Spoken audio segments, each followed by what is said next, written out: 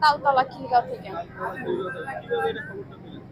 ভাইয়া নিজেই ফোন করছে, বলছে লাবণী তুমি কোথায় আসছো? পরে আমি বললাম আমি তো কুমিল্লা আছি। পরে ভাইয়া বলতেছে যে তোমার এমনি রাত্রে থাকতে হবে, আমার একটা বার্থডে অনুষ্ঠান।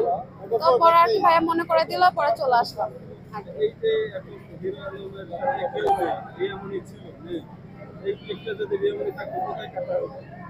সরি বুঝছি না।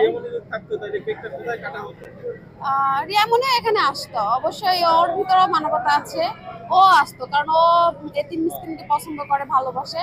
ও এখানে এসে কেকটা কাটতো, কারণ হিরালম ভাই সবসময় যতই তার যাই হোক, নাম টাম যাই থাকুক, সে চায় সাধারণ থাকতে, তার ভিতরে কোনো হিংসা অঙ্কর নাই। আর সে চায় সাধারণ পাবলিকের মতন থেকে সাধারণ মানুষের সাথে থাকতে। আর রিয়া ওটা মেনে নিত, অ্যাকসেপ্ট করতো, কারণ রিয়া এটা মানা করতো না। ও অনেক মিস করতেছে, আমি যখন পোস্ট করছি লাইক দিছে, বাট ওর হয়তো খারাপ লাগতেছে। কিন্তু এখন তাদের সম্পর্কটা যেহেতু ভালো নাই, সেটা কিছু বলা যায় না, কারণ যেহেতু তাদের মাঝে একটা বনাবনি আন্ডারস্ট্যান্ড বা যেহেতু তাদের ডিভোর্স হয়ে গেছে, এখন তো কিছু বলা যায় না।